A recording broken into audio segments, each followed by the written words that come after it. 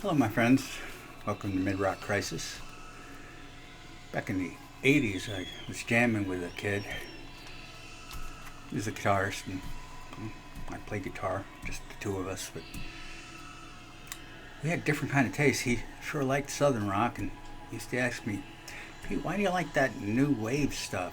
Because he knew I was listening to Gary Numan and Peter Gabriel, Elvis Costello, and that stuff. He said, you're never going to play that kind of music, are you? I said, well, I don't know. It all has to do with taste. How does music taste? If it's a good taste, the individual listener is pleased. Overindulging in display work, an artist's taste is now suspect. Maybe taste is the it that we seek. Born in 1958, Gary Anthony James Webb, also known as Gary Numan, was an English singer-songwriter and first seen as lead singer of new wave band Two-Way Army, who put out 2 albums. Numan also put out a solo album called The Pleasure Principle in '79, and it was a number 10 album in the UK with 2 number 1 singles, Our Friends Electric and Cars. Numan was a pioneer of electronic music. Her heavy synth hooks, distinctive voice android look, all very slick with a sizable cult following. Born in London, his father was a bus driver at the airport. Numan attended Brookings Technical College, and his first jobs were forklift operator, air conditioning ventilator fitter, and accounts clerk. At 15, his dad bought him a Gibson Les Paul, which became his prized possession. He played in bands Mean Street and the Lasers before forming Two-Way Army with his uncle, Jess Lydiard and Paul Gardner. His stage name Numan was picked at random from the Yellow Pages. Well, I'll be. Two-Way Army recorded demos, and they were signed by Beggars Banquet Records. They had 2 unsuccessful singles, That's Too Bad and Bombers. Numan's interest in sci-fi surfaced in the themes of these. And the song Our Friends Electric in '79 went to number 1. The Replicas album also went to number 1, and looks like Gary Numan was the future.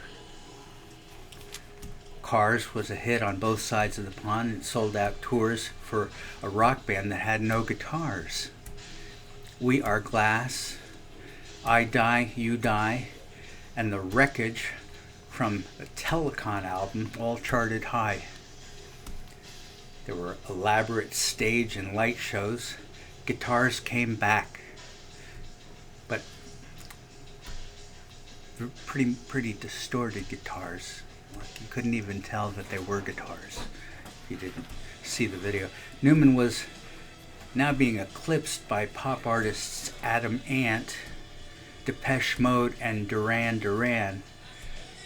Newman's novelty had frayed. He left England as a tax exile to the U.S. and jazz entered his repertoire at this time. Album Warriors was the last album for Beggars Banquet. Numan found his own label, Noom A. The first self-produced album, Berserker, was his first use of samplers. He dyed his hair cyanic blue and portrayed a blue and white stage image. His shows were as much about fashion as about sound. This phase gave him absolutely no glam cred, and the album did not chart. The next album, The Fury, was only slightly more successful. Numan changed from blue and white to white suits and a red bow tie, sort of like a robotic Pee Wee Herman. He could not continue with his own label. He had to shut it down because his fortune, £4.5 million, was gone. Since chart success wasn't happening, he took a new approach. He concentrated on portraying personal themes, especially atheism. He opted for a more powerful industrial sound. In the studio, he played all the instruments himself. His album Sacrifice was a critical success. He had a harder and darker sound.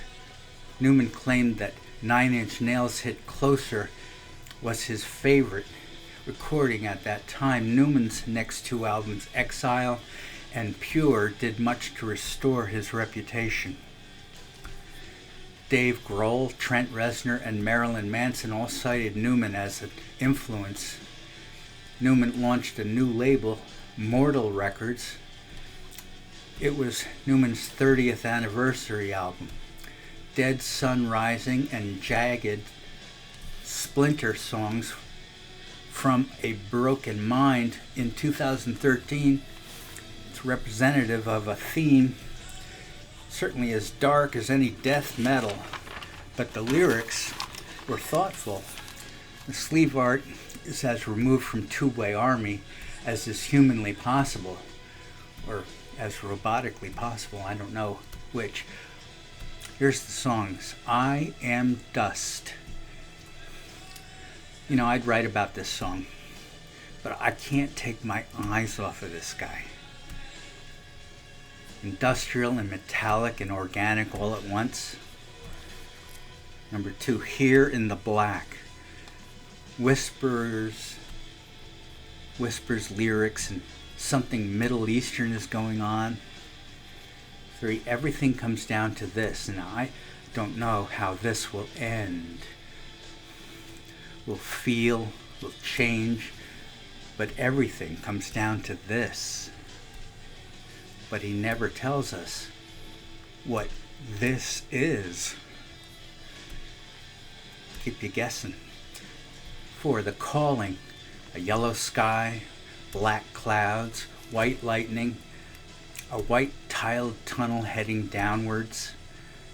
Newman's daughter, she appears in the video, and she gets him. Mommy, daddy, daughter, she points at me, but I did not do it. 5, Splinter. So cool, so brilliant. He sees me. Black and white and gray. Life isn't everything. He believes everything, that is, everything, is from the mind of man. That includes the universe.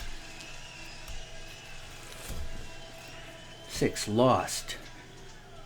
So are we over? Is this the end of our days? Do you think it would come to this? Yet here we are, lost. 7, Love, Hurt, Bleed. He's wearing a top hat. This is Shirley Manson's song. Top hat's all dusty, not slick at all. Looks a little like Jack the Ripper after a night out in Whitechurch. I'm sorry, Whitechapel, is it? Church, chapel, whatever. 8, As Shadows Fall on Me. It keeps me alive, but when will it end? 11, Who are you? I don't know you, so let go. 12, My Last Day. Black and white and yellowish, with a pink rose, a red rose, a yellowish. FTL travel in my dream. I will never see, but my life flashes by, all of it. In 2007, the album Savage, Song from a Broken World. is one of the tracks station. In the desert, Arrakis still suit when the sky came down and the sun went up. There was a war, and this is all that's left. 2, Bed of Thorns. It's like electronic belly dance. A tan oasis walking through the dust of things. Things that never last. 3, My Name is Ruin. Anti-something, beige. Everything is beige or cream colored or whitish, except the cloudless sky and my blue eye. And I like black hair and blue eyes. Always have. For the end of things, a lot of this song is gentle. He does change to harsh, but he doesn't screech. Ever. 5, and it all began with you. I know your face when you're trying to hide. I was born the day you came to me, and all that we are is more than I dreamed. 6, when the world comes apart. And he sings about these things like he's experienced them, but he actually has a happy life. But that's not what this project is about. 7, Mercy, space rock. Be careful what you wish for. Let me remind you how you came to be here. Number 8, What God Intended. Will he tell us? Nope. Save me from a life of meaning. Save me from a death with feeling. Songs are about sort of what you think maybe they were not about. 9, Pray for the pain you serve. I like this one. There's no praying and no pain and no serving. It's all about some other concept. 10, Broken. An instrumental? Is Gary's voice broken? What? Oh. Now you sing. If you had seen, you'd break like me. 11, Cold. All scream for ice cream. What are those flutes they use to charm snakes? Sounds a little like an oboe. Next album, Intruder, is due out in 2020, and that's pretty soon. Numan was diagnosed with Asperger's syndrome. He had difficulties interacting with people. He's married with 3 children. He claims to be neither politically right or left, but he says he's not a socialist. A contemplative existence, writing songs, and being a good dad is now his intent. So sometimes I just want to go back to praying for the aliens. That was a simpler time, huh? I wonder if life for the Numan kids is like every day is Halloween. And what's it like when they ride in his car with cars on the iPod? What's an iPod, Daddy? It's like a relic from the last century. Don't worry about it. Now wash the smoke off. It's time for supper. A last supper. Spaghetti and tofurkey. Yes.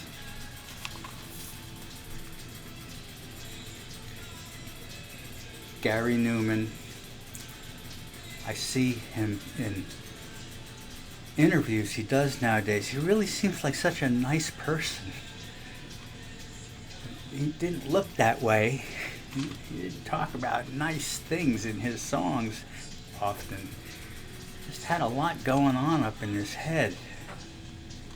I'm very, very pleased with his re-entry into the rock pantheon, and without a doubt he has a very, very strong place on Mid-Rock Crisis. Thanks for being with me, and I'll be back with another Mid-Rock Crisis just as soon as possible. Thanks, everyone. Bye-bye.